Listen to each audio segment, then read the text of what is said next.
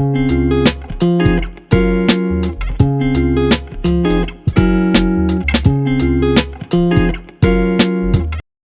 po muna po yung mga tanong, gusto po namin kayong pasalamatan po sa oras nyo po at sa mga mababahagi nyo pong kaalaman at karanasan po sa amin.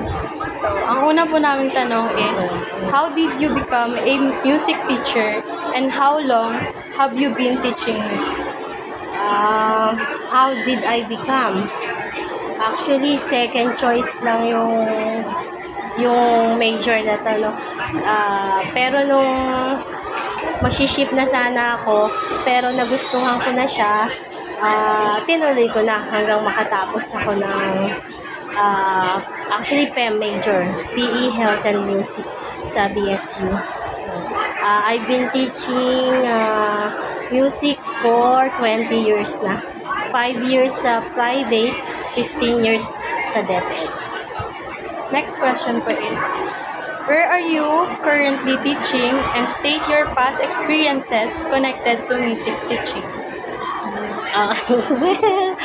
Well, medyo it's quite difficult, no, to teach music kung talagang hindi mo siya major, kasi yung technicality kailangan, pati yung di lang technical skills, pati yung basic kailangan matutunan natin before we proceed to the technical skills. So medyo it's quite difficult, no? So we need more seminars, trainings, ganun. Next question po it is, what are the challenges, struggles, and problems that you have been to and how were you able to overcome them? Okay, struggle, teaching materials. Pangalawa, yung musical instruments. Kailangan natin yun, no? Para maging yung teaching ng music maging possible, no? Yun yung mga struggles. Pati yung mga bata, struggle din kasi sa pagtuturo sa kanila. Kasi lalo na galing sila ng elementary, hindi rin ganun kagaling yung elementary teacher nila sa music. Alam naman natin sa elementary, madaming areas tayong kailangang i-master. So pagdating sa amin, medyo struggle, lalo na yung mga rudiments pa lang, hindi pa nila master.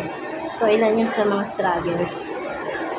Next po is, what are the things you've learned from your experiences that are useful to your current teaching? Okay, yung natutunan ko sa pagtuturo ng music, kailangan maging innovative tayo, no? Innovations, kailangan natin yan. Saka yung mga, bukod sa innovation, yung resourcefulness. Hindi lahat kayang provide ng school, no? So kailangan innovation, innovative, and being resourceful. Yan ang number 1 kailangan matutunan ng mga teachers. And the last question po is, what advice can you give to future teachers? Be patient, ano? Sa education, hindi lang bawat araw, no, iba't ibang struggle, iba't ibang conflict ang ma-encounter natin, so we have to be patient. Bukod sa being patient, yung sinabi ko kanina, maging resourceful tayo, kasi hindi nga lahat ay kailangan mai-provide ng school, no? Be patient, be resourceful, and be kind, no? You can never go wrong with kindness, no? Thank you so much po. Okay.